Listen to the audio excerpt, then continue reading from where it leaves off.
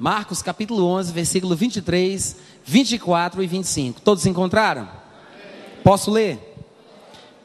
Todo mundo sabe, eu vou ler na verdade aqui o versículo 22, que faz parte do contexto imediato.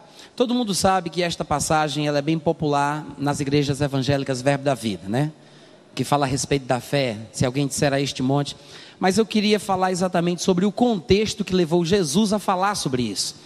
E no versículo 22, como nós sabemos, quando ele explicava aos discípulos a razão de ter acontecido aquilo que se deu com a figueira, ele diz: tende fé em Deus, como está em nossa Bíblia em português. Porque em verdade vos afirmo que se alguém disser a este monte, ergue-te e lança-te no mar, e não duvidar no seu coração, mas crer que se fará o que diz, assim será com ele. Por isso, vos digo que tudo quanto em oração pedirdes, crede que recebestes, e será assim convosco. E quando estiverdes orando, se porventura tendes alguma coisa contra alguém, veja que aqui ele não está falando sobre alguém ter alguma coisa contra você, mas ele está dizendo que se você tem alguma coisa contra alguém, perdoai, para que o vosso Pai Celestial vos perdoe as vossas ofensas. Palavras da salvação. Aí vocês dizem, graças a Deus. Vamos tentar de novo? Palavras da salvação. Pai, nós te agradecemos pela oportunidade que nós temos aqui reunidos em tua presença e no teu Espírito, para compartilhar um pouco mais desta palavra que é lâmpada para os nossos pés e luz para os nossos caminhos. Nós te louvamos porque temos acesso ao teu Espírito no nome de Jesus Cristo. Eu te louvo, Pai, por cada vida presente e te peço em nome de Jesus que cada ouvido seja ungido para ouvir e entender a tua mensagem. Dá-nos, Pai, espírito de sabedoria e de revelação no entendimento daquilo que tu queres para cada um de nós. Desejamos transbordar da forte convicção do entendimento da tua vontade para a nossa vida. E me concede, Pai, que eu possa falar aquilo que tu queres da forma que me convém fazer, em nome de Jesus. Quantos podem gritar um amém? Quantos podem dizer aleluia? Aleluia. Quantos podem dizer boa noite, Natan? Muito obrigado, é muito bom poder pregar numa igreja assim tão educada. Essa passagem de Marcos capítulo 11, versículo 23, ela contém, no meu ponto de vista, a declaração mais surpreendente a respeito de fé que nós poderíamos falar. Jesus, ele disse que se alguém, tem alguém aqui hoje à noite? Ele disse, se alguém disser a este monte, ergue-te, lança-te no mar, e não duvidar no seu coração, mas crer que se fará aquilo que diz, tudo o que ele disser, lhe será feito. Algumas vezes as pessoas se assustam com os pregadores da fé, alguns dos nossos pastores do Verbo da Vida, porque nós fazemos algumas declarações que deixam o pouco chocado. Mas das declarações cristãs mais absurdas que já foram feitas, Jesus foi aquele que bateu o recorde. Não tem líder cristão que tenha feito as declarações mais contundentes como Jesus Cristo fez. Ele disse, se alguém disser. O problema é que muitas vezes nós não temos acreditado nisso que ele disse. Por isso nós não temos dito alguma coisa semelhante. Dizemos que cremos, mas não dizemos aquilo que cremos. Vocês entenderam o que eu falei? Nós dizemos, eu creio na Bíblia de Gênesis a Apocalipse. Eu creio na Bíblia até nos mapas. Mas na hora de dizer o que você crê, a gente não diz. O que há de divino e religioso no nosso palavreado no momento da dificuldade é, ai meu Deus. É o que a gente diz de mais bíblico no momento do aperto. Ai meu Deus. Mas falar o que a gente crê, falar para o problema, falar com o monte, é uma coisa que raramente a gente tem consciência de que pode fazer. A gente fala com Deus sobre o monte, a gente desabafa para Deus sobre as nossas sensações a respeito do monte, né? A gente faz jejum sobre o monte, faz campanha a respeito do monte, mas falar com o monte que é bom ninguém fala. E esse texto está dentro de um contexto que nos dá base para que possamos ter confiança de que não estamos sendo iludidos por uma seita qualquer fundada em algum fundo de quintal por aí. nos dá segurança de abrir a boca e falarmos em ousadia, porque Jesus Cristo foi quem ensinou. Mas eu não vou dizer só porque o pastor disse para eu dizer. Eu não vou dizer só porque alguém mandou eu falar. Eu preciso falar porque sei o que é que eu estou fazendo. Para isso eu preciso do contexto. Todo texto, sem contexto, vira pretexto para todo tipo de coisa. É muito fácil eu pegar meio versículo da Bíblia, uma frase da Bíblia, um capítulo da Bíblia e desenvolver uma ideia baseada nos meus sentimentos a respeito do assunto. Afinal de contas, eu também sou cristão há bastante tempo e tenho tido as minhas experiências com Deus. E eu posso interpretar a Bíblia à luz das minhas experiências. Deus falou comigo, eu fiz isso, eu fiz aquilo, eu passei por isso, passei por aquilo. Mas não se pode interpretar a Bíblia à luz das nossas experiências. Muito pelo contrário, nós devemos interpretar as nossas experiências à luz da Bíblia. É por isso que eu sei que algumas pessoas ficam chocadas quando entram numa igreja como a nossa e ouvem uma palavra como essa e não têm o entendimento apropriado do que a Bíblia realmente ensina e saem escandalizadas. Aconteceu isso na época de Jesus, nem todo mundo aceitava Jesus, nem todo mundo ouvia Jesus, nem todo mundo ia com a cara dele. Havia murmuração nas multidões a respeito de Jesus Cristo. Diz João capítulo 7, versículo 12. Uns diziam, ele é muito bom, vírgula. Outros porém falavam, pelo contrário, ele engana o povo.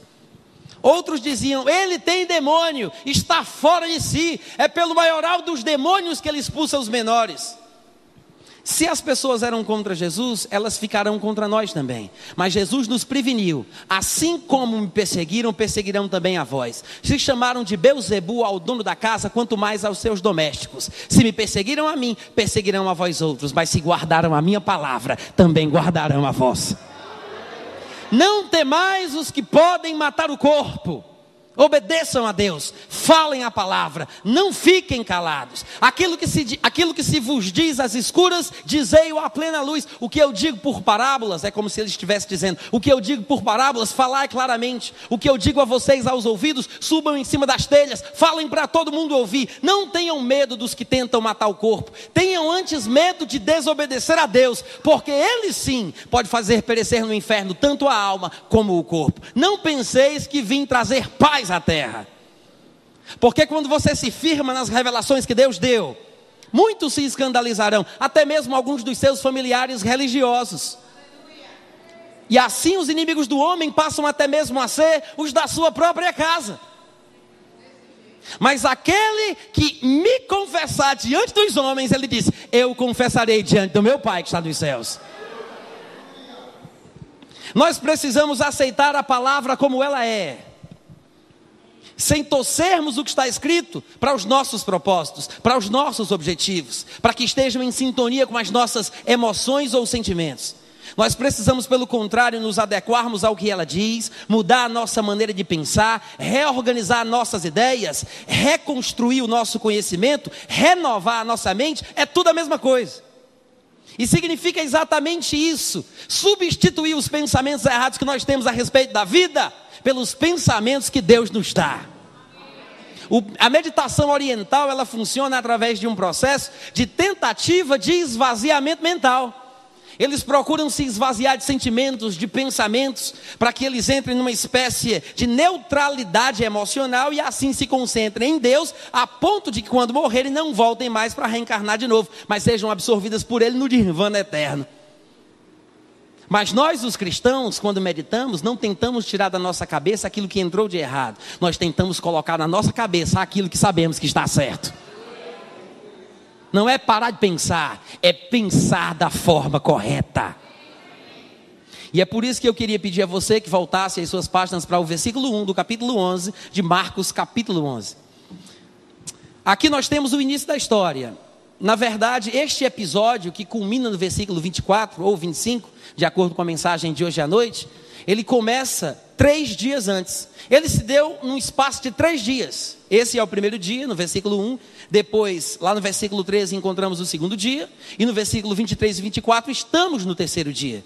Mas aqui no versículo 1, você observa que a Bíblia diz que Jesus, juntamente com os discípulos, se aproximavam de Jerusalém, vindo de Betfagé e Betânia. E a Bíblia diz que eles se aproximaram de Jerusalém junto ao Monte das Oliveiras. E então Jesus enviou 2 dos seus discípulos. Eu quero lhe explicar que neste momento, na vida de Jesus Cristo, em sua vida ministerial, ele estava numa fase em que ele residia em Betânia e se locomovia a Jerusalém para ministrar a palavra de Deus de acordo com a direção que Deus lhe dava. De Betânia para Jerusalém havia aproximadamente 2.775 metros. Arredondando, dá quase 3 quilômetros de caminhada. Jesus Cristo saía de Betânia, onde moravam Marta, Maria e Lázaro, os amigos dele que vocês sabem muito bem. E Jesus Cristo ia com os discípulos até Jerusalém. 3 quilômetros de caminhada. Aqui no versículo 1, no caso, nós vemos Jesus se aproximando num determinado momento. E ele disse aos discípulos que fossem pegar o jumentinho, como nós já sabemos da história. Provavelmente o primeiro momento em que Jesus chega em Jerusalém para iniciar essa fase ministerial da vida dele. Nós sabemos que ele diz que se alguém perguntasse pelo jumentinho, ele deu algumas recomendações a respeito do que dizer. Eles pegam, voltam, Jesus monta no bicho.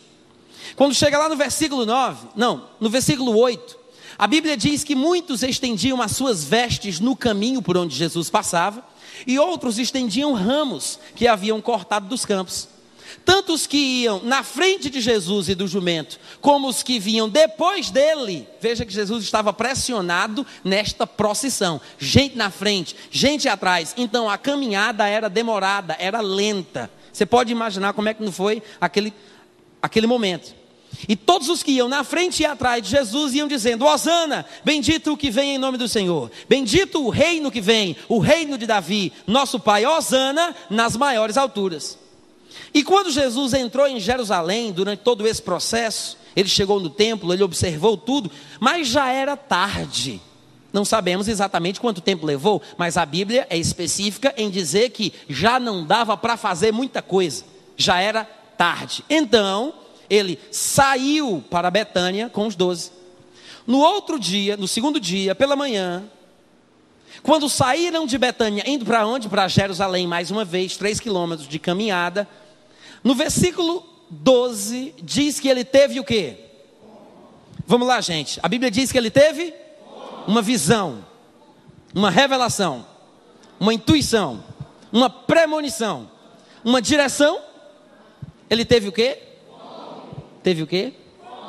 Fome. O que é curioso é que muito comumente algum pregador se sentiria inspirado para pregar sobre a multiplicação dos pães. Mas poucos pregadores se sentem capazes de falar sobre Jesus Cristo ter sentido fome.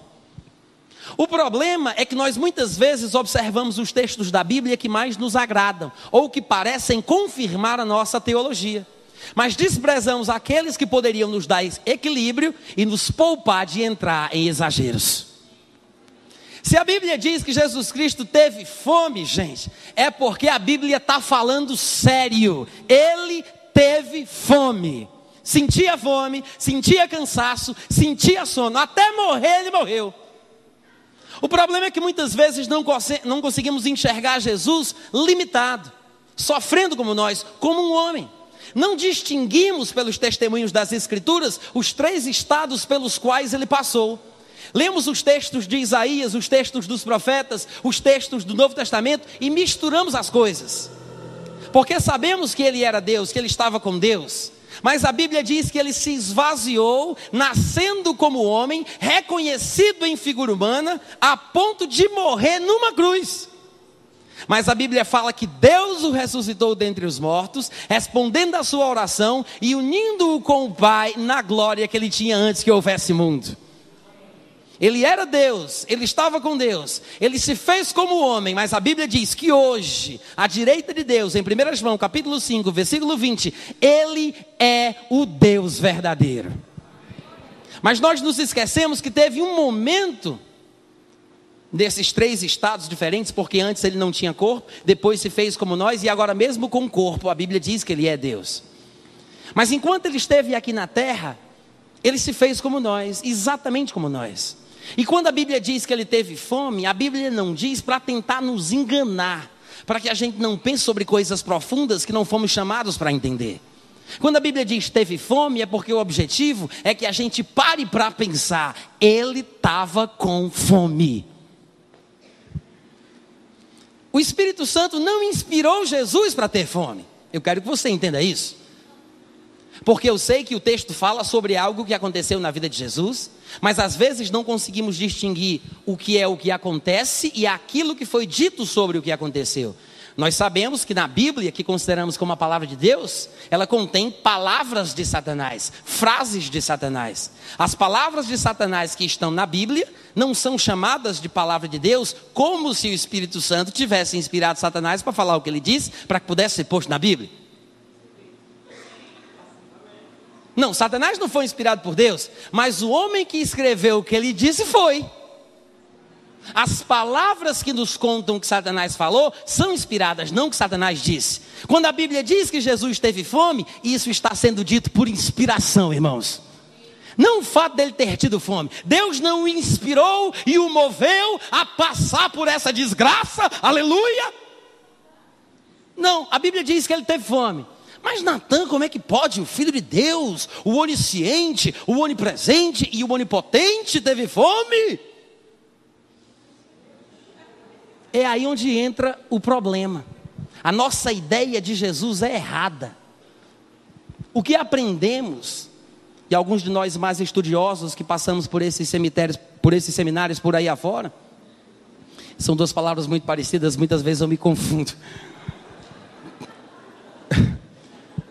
Desculpa, até porque eu tenho a língua presa também. Mas muitas vezes nós estudamos tanta coisa que desaprendemos o que a Bíblia diz. Nos lembramos do que fulano de tal diz, do que ciclano de tal diz, Beltrano, fulano, outrulano. Sabemos de toda a linha histórica cristã, conhecemos toda a história da teologia, conhecemos os pensamentos de Ário, conhecemos os pensamentos de Calvino, de Lutero, de não sei quem, mas não conhecemos os pensamentos de Deus registrados tão simplesmente em sua palavra. Nos perdemos do que é simples por causa do desejo daquilo que é complexo. E nem paramos para pensar que o que está aqui é suficiente para nos dar a vitória. Se simplesmente formos humildes para reorganizar as nossas ideias, reconstruirmos o nosso conhecimento, renovarmos o nosso entendimento a respeito das coisas com a palavra de Deus. A Bíblia diz que Jesus teve fome, e foi por causa dessa fome que aconteceu tudo o que se deu depois. É exatamente por causa desse negócio dele ter tido fome, que finalmente veio a grande lição a respeito da fé. Que se alguém disser a um monte, ergue-te, lança-te no mar e não duvidar no seu coração, mas crê que se fará aquilo que diz, tudo que disser lhe será feito. Porque ele estava com fome. Era plano de Deus, era propósito de Deus, não foi uma casualidade da vida. Ele teve fome, foi um momento. A Bíblia diz no versículo 13 que como ele estava com fome e viu uma figueira de longe, foi ver se porventura nela acharia alguma coisa para comer, porque o homem estava com fome. Diga amém. Versículo 13, olhe com seus olhos que a terra há de comer, se Jesus não voltar antes. Vendo Jesus de longe, de perto ou de longe? Não, vamos lá, gente, eu fiz uma pergunta, eu espero uma resposta. De perto ou de longe? Vendo de longe uma figueira com folhas, foi ver se. Diga, foi ver se. Não, vamos dizer isso mais alto. Foi ver se. Mais uma vez. Só para decorar? Foi ver se. Olha a construção desse negócio. Ele foi ver se. Se Jesus Cristo fosse onipresente, o que significa estar em todos os lugares ao mesmo tempo, ele não precisaria ter se locomovido de um ponto para outro. Talvez ele devesse ter feito uma coisa mais ou menos assim: espada justiceira, dê-me a visão além do alcance. Não, ele não fez isso. A Bíblia diz que ele foi ver se. Ele foi até a figueira, porque estava longe, gente. Se Deus tivesse revelado para ele se tinha figo ou não, se tinha fruto ou não, ele precisava ter ido ver? Não. Não diz que não revelou.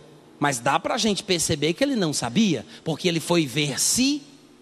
O texto que nós estamos lendo é inspirado. O texto é inspirado. Basta o texto para que entendamos o que aconteceu, se nós consideramos a Bíblia como a palavra de Deus. Ele foi ver, diz o texto, ele foi ver se, porventura, acharia alguma coisa. Porque estava com fome. Porque ele precisou ir ver se acharia alguma coisa. Porque a figueira só tinha folhas. E a figueira é uma árvore diferente da maioria das que a gente conhece. Existem árvores que têm as suas peculiaridades, né, as suas particularidades. Como a jabuticabeira, por exemplo. Que o fruto ele nasce na árvore inteira, né, no tronco, nos ramos. A figueira, por exemplo, ela nasce um frutinho bem pequenininho, que eles chamam lá de outra coisa, que não interessa para a gente. E ele vai crescendo a ponto de ficar maduro. Mas no processo de crescimento e amadurecimento do fruto, as folhas nascem até encherem o pé. Quando uma figueira tem folha, é porque tem figo para ser comido. Só que tem um detalhe. A Bíblia diz que nessa época não era época de figo. Então a figueira não deveria ter folha. Se não era época de figo, não era época de folha. Mas se tinha folha, será que tem figo? Não sei, vou ver. Gerou dúvida, porque não era tempo de figos. Mas nenhuma figueira tem folhas, quando não é. Nenhuma figueira tem folhas sem ter figos. Mas como não era tempo de figos, não era para ter folha. Mas se tinha folha, gerou uma dúvida. Será que tem figo? Não sei. Jesus foi ver se porventura acharia alguma coisa.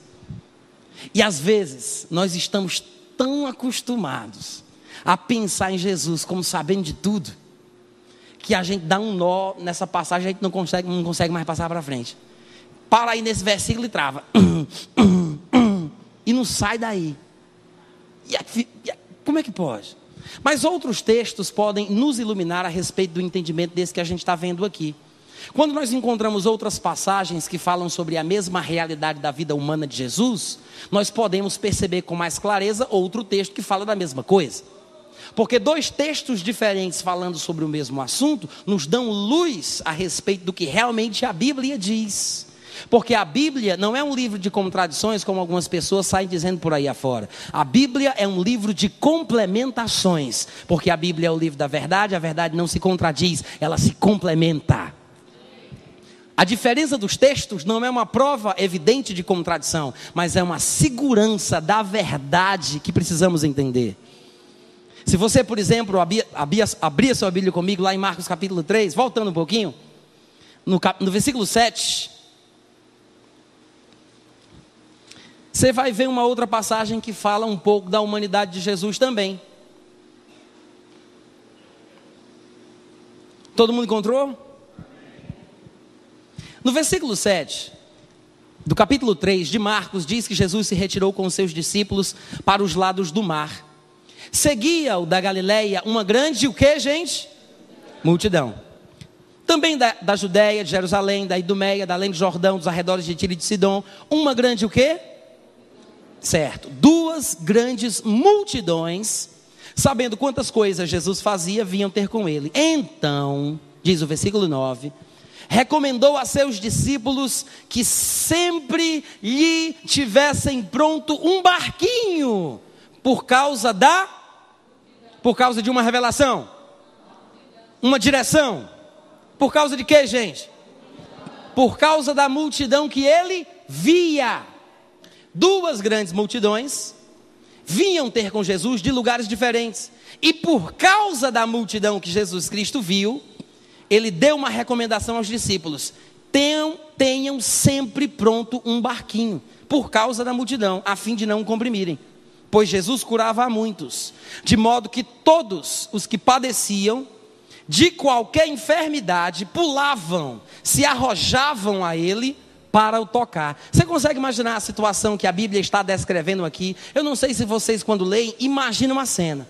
Mas se você parar para pensar, era uma grande multidão, numa espécie de desespero generalizado, onde todo mundo que estava doente tentava chegar mais perto dele para tocar em Jesus de alguma forma. Porque qualquer pessoa que pegava nele curava de qualquer doença que tivesse. Se eu tivesse lá, eu tinha corrido para arrancar um tufo de cabelo dele também.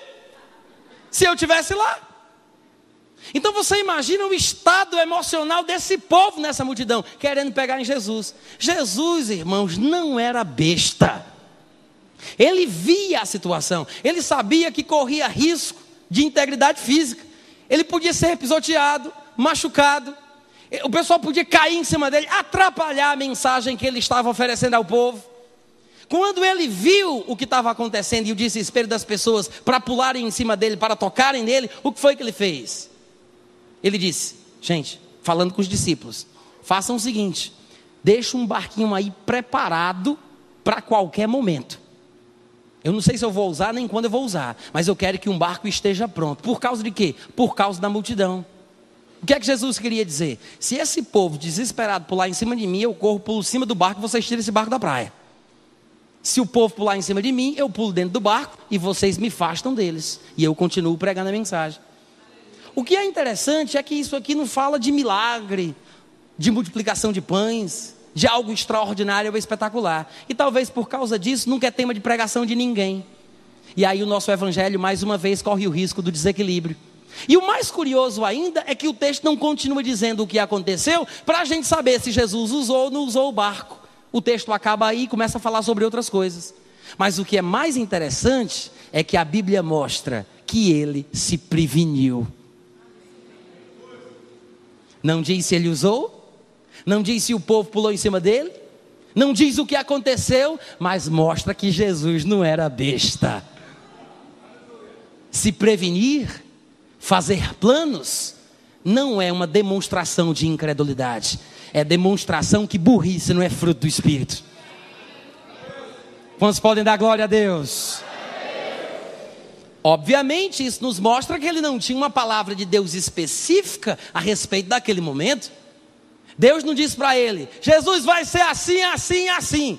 Não, ele precisou conversar com os discípulos, ele deu uma orientação, ele disse, façam isso, deixa pronto, fica preparado aí, aguarda aí, se precisar. Outra passagem que nos mostra o lado humano de Jesus, que muitas vezes também não vemos, é a mulher do fluxo de sangue, como está escrito lá no Evangelho de Marcos. É um pouquinho mais para frente, no capítulo 5. A Bíblia diz que a mulher sofria daquela hemorragia, que alguns dizem que era uma espécie de menstruação crônica ou algo parecido. E há muitos anos tentava ser curada, mas não podia. Então ela decidiu, consigo mesma, inventar uma maneira de ser curada. Jesus não mandou dizendo por aí afora, eis que vos digo que quem pegar em mim vai ser curado. Ele não disse isso. Pegai em mim, outra vez vos digo, pegai. Ele não disse. Mas a mulher, pela situação particular da vida dela, vergonha, etc, disse, se eu tocar na sua veste, só isso, eu vou ser curada. Se eu tocar na veste, eu vou ser curada. Eu vou ser curada. Ela creu, ela determinou, ela decidiu. Ela não precisou nem de concordância. Ela inventou isso.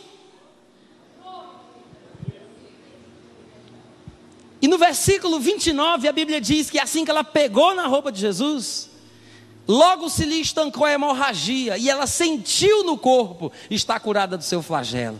Jesus na hora reconheceu que tinha saído o poder dele. Então ele se volta para a multidão e pergunta, quem me tocou? Quem me tocou? Quem foi? Os discípulos olharam para aquilo, não entenderam nada, chegaram mais perto de Jesus e disseram, Jesus, tu vê que todo mundo te aperta, te toca, porque tu é popular, tu é famoso. Aí tu se vira e vai perguntar quem foi? Foi todo mundo, né, mestre? Os discípulos não entenderam. Jesus sabia o que estava perguntando, não porque Deus houvesse revelado, não porque ele soubesse de tudo, mas porque ele sentiu que saiu o poder. Só não sabia quem era, mas sentiu que tinha saído. Ele olhou e disse, quem foi? Quem foi que me pegou? Algumas pessoas pensam que Jesus já sabia quem tinha sido, mas estava perguntando quem era, se fingindo que não sabia, para ver se a mulher ia dizer. Mas eu não sei como é que as pessoas conseguem imaginar um negócio desse. Se a Bíblia diz simplesmente que ele se virou perguntando quem foi, por que você não fica com um pensamento mais fácil? Que ele simplesmente queria saber. Mas as pessoas acham que ele sabia, olhou para a pessoa e disse, vamos lá, quem foi? Quem foi? Ele já sabia, olhou para a pessoa e disse: vamos lá, quem foi, hein? Não, gente. Ele perguntou porque queria saber. É exatamente isso. Marcos capítulo 5, Marcos capítulo 3, Marcos capítulo 11. Ele foi ver se porventura acharia alguma coisa. Sabe o que é bom para a gente quando entendemos esse lado humano da vida de Jesus? É porque nós, como homens, nos sentimos mais inspirados a viver mais parecido com o que ele viveu.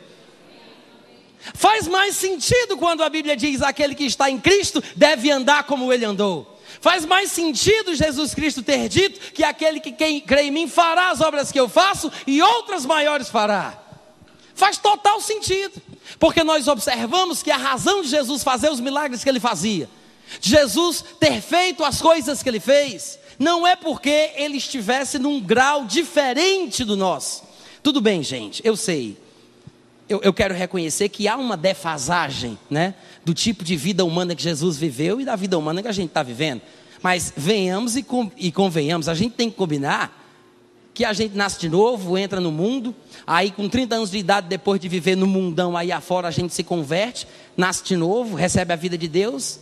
Mas Jesus Cristo, ele cresceu espiritualmente desde a infância. A Bíblia diz que ele crescia em estatura, mas também crescia em graça, em sabedoria, se robustecia em seu espírito.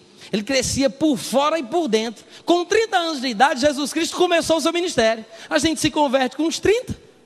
Aí depois que é nascido de novo, a gente corre atrás para tentar recuperar o tempo perdido. Obviamente que há uma defasagem entre o tipo de vida humana que ele viveu e a nossa. Mas não é por isso que a gente vai desistir. Ainda bem que ele foi na frente, porque ele nos mostrou o caminho. Nos mostrou o que podemos fazer, até onde nós podemos ir. Mas quando nós não entendemos o que a Bíblia ensina a respeito destas questões que estamos falando aqui, nós nos colocamos aquém do que Deus tem para nós. Mas nós temos que saber que nada do que Jesus Cristo fez foi por causa dele mesmo. Ele não desceu aqui, gente, para tentar provar alguma coisa para os anjos. Ele não veio tentar eliminar uma suposta concorrência com falsos deuses. Ele não queria se autoafirmar. Ele não queria provar nada para ninguém. Não tinha concurso para o preenchimento da terceira pessoa da Trindade. Tudo que ele fez, tudo que ele disse, foi por você e por mim. É o nosso exemplo. É para nos iluminar. É para nos dar testemunho da verdade. Que ele fez o que fez, que ele disse o que disse. Os irmãos entendem o que eu estou falando? Então, quando voltamos para Marcos capítulo 11 e observamos a Bíblia dizer que ele estava com fome e que ele viu de longe uma figueira com folhas, compreendemos que a Bíblia está sendo franca, sincera, honesta nestas declarações. Eu sei que tem muita gente que tenta super espiritualizar a palavra de Deus. E muitas vezes eu faço isso, dependendo da ocasião. Eu até mesmo uso a palavra de Deus de uma forma figurativa. Mas nós não podemos pensar que os textos que estão aqui não aconteceram como está sendo dito. Porque esta narrativa demonstra que é literal. É um acontecimento literal. Jesus estava com fome de verdade. Ele viu uma figueira de verdade. Ele foi lá de verdade. E ele amaldiçoou aquela figueira de verdade. Isso aconteceu. Isso, entre outras coisas, é história. É fato ocorrido. Alguém pode dizer amém? Vocês concordam comigo? Então Jesus Cristo viu a figueira de longe, como só dava para ver folhas de longe, ele teve que se aproximar para ver se tinha figo. Sim, não era tempo de figos, mas também não era tempo de folhas. Como tinha folha, será que tem figo? Não sei, vou ver. E ele foi. A Bíblia diz no versículo 13 que aproximando-se dela, nada achou senão folhas, porque não era tempo de figos. Então Jesus lhe disse: nunca, jamais coma alguém fruto de ti. E os seus discípulos ouviram isso.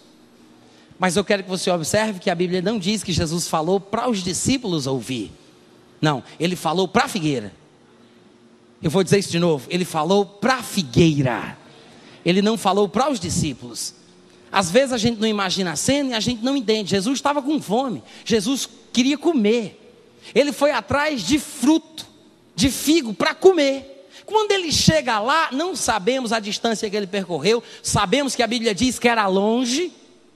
Os discípulos não ficaram esperando Jesus, porque diz que os discípulos ouviram. E Jesus não falou para a figueira nessa distância longínqua, para eles ouvirem, dizendo: vocês estão ouvindo aí? Estão ouvindo aí? Eu digo. Ele não fez isso, ele falou com a figueira. Os discípulos ouviram, porque os discípulos estavam perto. Ele não disse: gente, fica aí que eu vou ali e volto já. Não, ele disse: vamos ali. Todos foram com ele. Quando chegaram lá, que ele ia pegar o figo para ver se tinha, não tinha. Aí ele olha para a figueira. Eu não sei você, mas se eu tivesse no ministério, indo para Jerusalém, numa caminhada de 3 quilômetros, e eu tivesse com fome, e eu visse uma figueira numa época que não é para ter folha, mas com folha, e eu com fome, pensando: será que tem figo? E eu chegasse lá, eu tinha dito a mesma coisa: morra. A mesma coisa. O que acontece é que a gente não percebe que essa figueira estava com um comportamento anômalo. Era uma anomalia da natureza. Ela não devia ter folha. Se tivesse folha era para ter figo. Mas por que não numa época de figos, meu Deus do céu? Estava tudo errado. Jesus com fome foi ver se porventura acharia alguma coisa. Agora nós sabemos o ponto de vista de Jesus a respeito de árvores assim. Lembra daquela parábola que ele contou a respeito de uma vinha plantada, de uma figueira plantada numa vinha? Ele disse: o lavrador, o agricultor chegou para procurar frutos. Aliás, o dono da vinha, né? Ele chegou para procurar frutos. E o agricultor disse: não tem frutos. Aí ele disse: corta essa árvore. Aí disse: não, senhor, não faça isso. Vamos fazer o seguinte: vamos adubar, preparar a terra, fazer alguma coisa, mexer aqui, mexer ali, ler alguns livros, olhar na internet. Se não der fruto, aí no outro ano a gente resolve. Aí disse: tá bom. No outro ano ele volta. Cadê o fruto? Ele disse: não deu certo. Corta. O pensamento dele era que toda árvore que não dá fruto tem que ser cortada da terra. Se aquela figueira estava num comportamento fora do natural, ele pode não ter usado uma ferramenta de corte convencional como nós conhecemos, uma foice, uma faca, uma serra elétrica, mas ele usou o poder da palavra. Se dá certo, se funciona, quem é você para questionar os métodos dele? A questão é que as pessoas dizem: mas qual foi o propósito disso? As pessoas procuram o propósito. A questão aqui, gente, não é parar para pensar no propósito. A questão aqui é parar para pensar: como é que eu faço para funcionar na minha vida? Como é que eu faço para dar certo na minha vida? Como é que isso funciona? O propósito é outra coisa. A questão é que Jesus estava com fome, queria comer, a figueira não tinha fruto, e ele amaldiçoou a figueira. Vocês não estão dizendo amém porque vocês diriam se eu dissesse que ele abençoou a figueira? Ele abençoou ou amaldiçoou a figueira? Abençoou ou amaldiçoou? Deu certo? Se maldição pega, por que benção não, hein? Se a maldição que Jesus lançou sobre aquela figueira funcionou, basta depois a gente descobrir o princípio que faz a coisa funcionar, seja ela boa, seja ela ruim. Mas se a maldição que ele jogou naquela figueira deu certo, pegou, meu irmão, eu vou usar isso para a bênção também. O problema é que as pessoas pensam: não, irmão Natan, Jesus queria ensinar uma coisa para os discípulos. Que coisa? A fé. A fé. Ele queria ensinar sobre fé. Aí Jesus sabia que não tinha figo, mas se fez que não sabia, né? Vamos ali naquela árvore ali que eu quero ver um negócio, tá? Como se ele não soubesse. Aí chega lá e diz: oh, não tem figo, queridos. Oh, glória. Não, gente. Ele não estava ali fazendo um teatro. Ele não foi inspirado para ter fome, para que isso acontecesse. Aconteceu, mas o texto é inspirado. Ele chegou lá, não tinha comida, ele falou com a árvore: morra, nunca ninguém jamais coma fruto de ti. Os discípulos ouviram isso. A Bíblia diz que foram para Jerusalém. Ele entrou, fez o que tinha que fazer. No versículo 19 diz que chegou à tarde, eles saíram da cidade mais uma vez, voltaram para Betânia. No outro dia pela manhã, no terceiro dia, passavam eles pela manhã indo para Jerusalém, quando eles viram, irmãos, de um dia para o outro, dependendo da narrativa de cada um, a pessoa vai dizer que a figueira secou imediatamente. Não importa se foi na mesma hora, porque as pessoas às vezes comparam o texto de Marcos com o texto de Lucas ou de Mateus e dizem, mas lá está escrito que secou imediatamente, aqui diz que foi no outro dia. Eu diria que foi imediatamente, de um dia para o outro. É imediato, instantâneo, foi na hora. Depois de 10 anos você vai contar isso, como é que você diz? Rapaz, foi só lhe falar, bicha, pei bufo. Na hora, secou, no outro dia estava morta. É a narrativa que varia, mas o acontecimento não. No outro dia pela manhã, quando eles passaram, eles viram que a figueira tinha secado desde a raiz, ou seja, provavelmente a árvore estava tombada, como eu já vi na minha infância, as árvores, as folhas verdes, mas havia secura desde a raiz até um determinado ponto do tronco. A gente sabe que essa árvore está morta, porque se a raiz secou, ela já morreu. Mas o interessante é que a Bíblia chama a atenção que estava seca desde a raiz. Não eram folhas secas com as raízes fincadas na terra, mas seca desde a ponta da raiz. A extremidade da raiz era que tinha secado. O que Jesus disse foi, nunca ninguém jamais coma fruto de ti. Ela tinha que dar os pulos dela para fazer o que Jesus Cristo disse. Ela tinha que morrer. Jesus não disse que a seiva que passa pelos seus troncos e que os nutrientes que vêm da terra, ele não foi específico, talvez nem tivesse conhecimento técnico para isso, nem mencionou as raízes, mas quando você fala com convicção, aquilo que você quer que aconteça, o que você disser crendo, vai dar certo. Então não se preocupa em ter que fazer curso de medicina para sair por aí expulsando enfermidade. Você pode falar com o vento, você pode falar com a árvore, você pode falar com a dor de cabeça, você pode falar com a febre, que sai. Às vezes o pessoal é tão extremista que fica com esse negócio, eu tenho que saber o seu nome, tem demônio em tudo canto, eu tenho que saber a genealogia dos demônios. Teve uma época que eu estava cadastrado num grupo de pessoas que precisava saber do nome dos parentes dos demônios tudinho. Eu já passei por isso. Mas a pessoa vive numa tensão, parece que está em guerra. Já viu esses filmes de guerra? O pessoal que está em guerra só anda agachado, com medo. Qualquer movimento em falso é risco de morte. Eu me lembro de uma história que diz que um pessoal de uma determinada igreja foi para uma determinada lanchonete, umas 2:30 da tarde para fazer o lanche da tarde. E eles mal estavam comendo quando chegou o supervisor lá do grupo de oração, dos obreiros da igreja. E ele chamou o pessoal para entrar. Vamos gente, vamos. O pastor está chamando para a oração das 3 da tarde, vamos embora. Um coitadinho dos obreiros lá que estava morrendo de fome, que não tinha nem tomado café da manhã para poder chegar na hora para não levar um carão. Pegou o pão doce que ele estava comendo e enfiou na boca. E veio enguiando. Você sabe que esse tipo de gente que vê demônio em tudo que é canto, quando vê um negócio desse, já quer logo expulsar. E o coitadinho chegando e o pessoal olhou assim para ele. E ele... vai sair, rapaz, vai sair, isso é pão doce, eu não perguntei o teu nome, miserável. Demônio em tudo que é canto, é pão doce, o coitado explicou, e o pessoal disse, eu não perguntei o teu nome, demônio.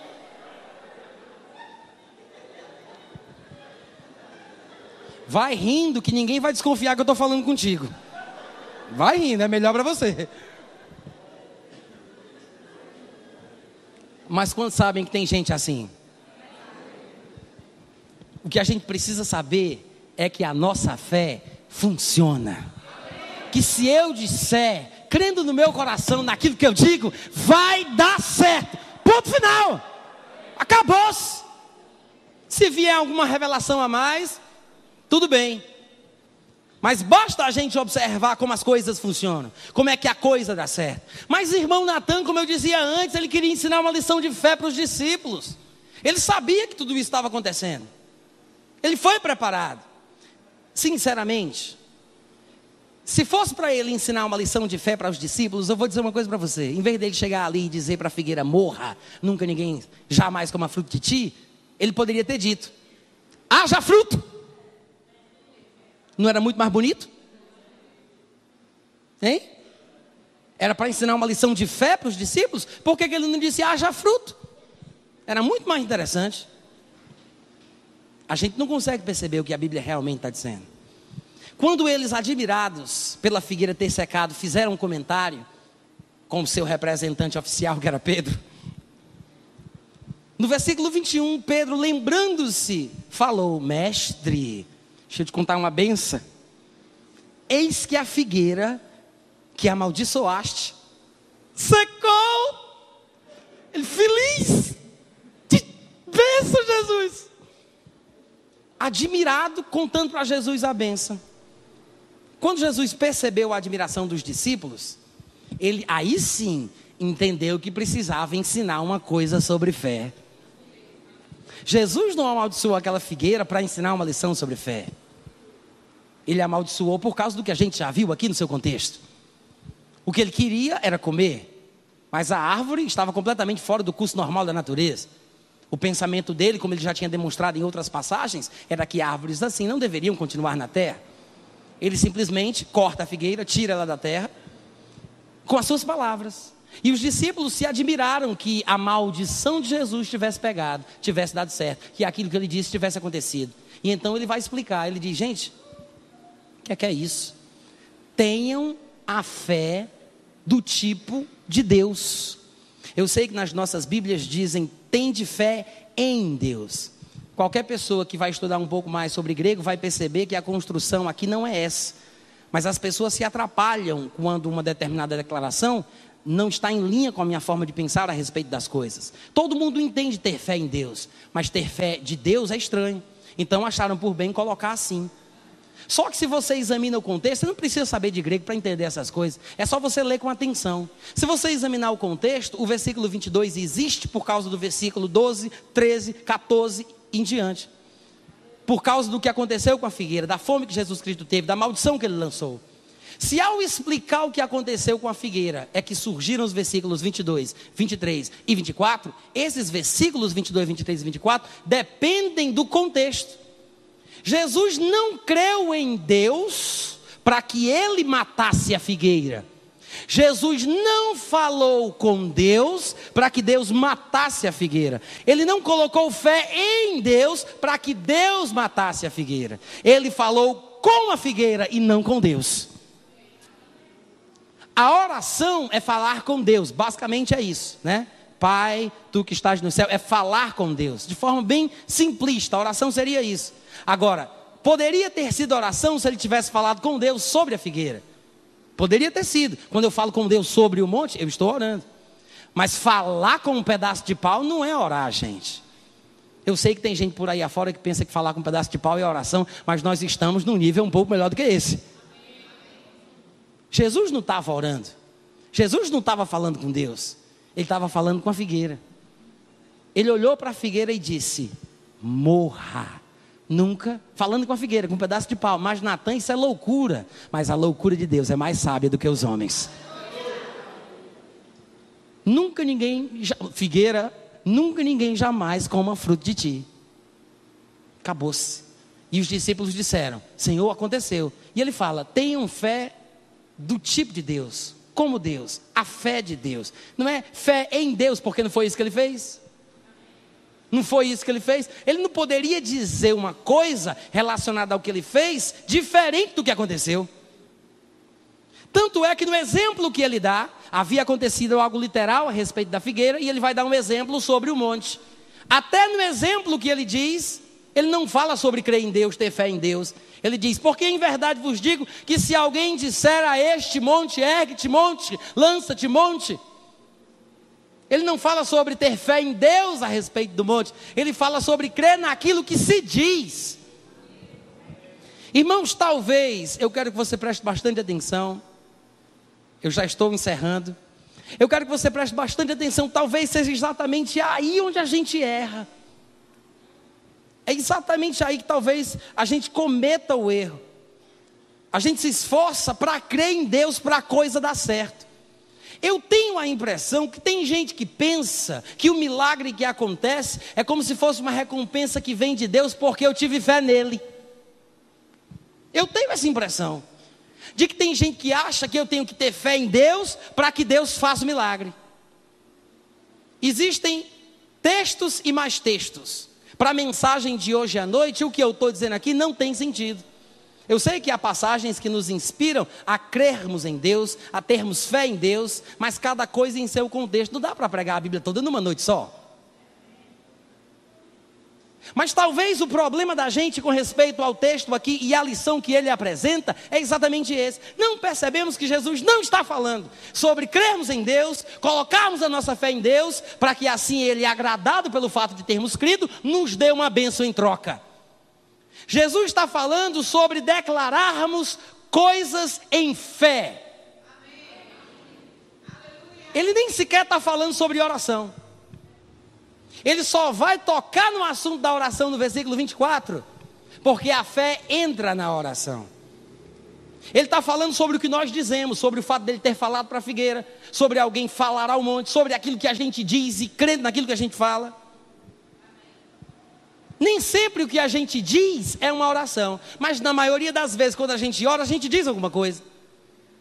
Nem sempre o que a gente diz é oração, mas na maioria das vezes quando ora, a gente diz alguma coisa. Então, porque a oração tem também o mesmo elemento da fé nas palavras, ele toca no assunto da oração. Mas o assunto central não é esse, não é sobre isso que ele está falando. Ele está falando sobre dizer alguma coisa e crer naquilo que você diz. Não é dizer que crê, mas é dizer aquilo que você crê. Todo mundo fala de Jesus, mas na hora do vamos ver, ninguém quer falar como Jesus. Medo de se escandalizarem, medo de falarem mal de mim, medo de dizer que eu estou numa religião errada, medo de ser mal visto. Mas eu vou dizer uma coisa para você, se a sua vida depende da ousadia de romper com esse tabu religioso que está na tua cabeça, meu filho, podem falar mal de você como quiserem, mas você vai receber a sua cura pela sua fé em nome de Jesus. Você vai se levantar desse leito de enfermidade, você vai bater o pé como aquela mulher decidiu, você vai dizer o que você quer que aconteça, vai crer naquilo que você diz e vai dar certo.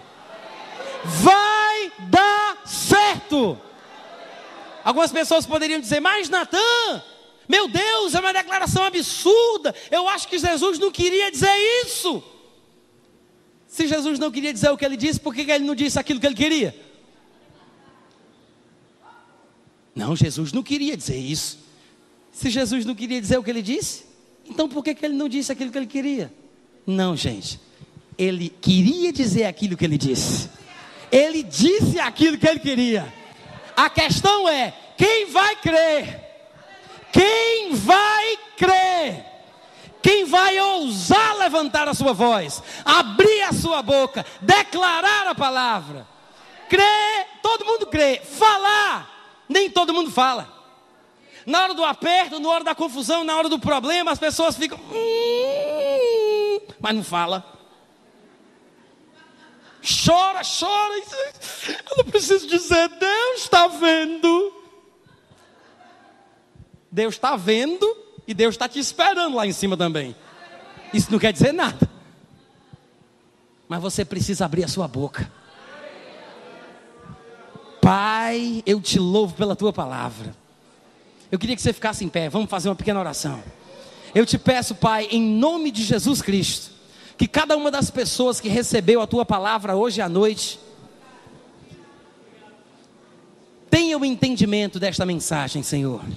Que o teu Espírito Santo nos ajude a compreender aquilo que falta. Que nós possamos perceber, Pai amado, aquilo que não pegamos. Eu te peço por cada vida aqui presente, que haja ousadia, intrepidez no abrir da sua boca, para declarar a palavra, a verdade, em nome de Jesus. Em nome de Jesus. Eu queria que você dissesse comigo, eu creio que a palavra de Deus é lâmpada para os meus pés, luz para os meus caminhos. Recebi a palavra, recebi a luz, vou andar nessa verdade, As coisas vão acontecer na minha vida, em nome de Jesus. Oh, glória! Aleluia! Ei! Aleluia! Glória a Deus! Glória a Deus! Eita! Se a gente tivesse mais tempo, você pode sentar. Se a gente tivesse mais tempo, a gente ia fazer um ribuliço aqui.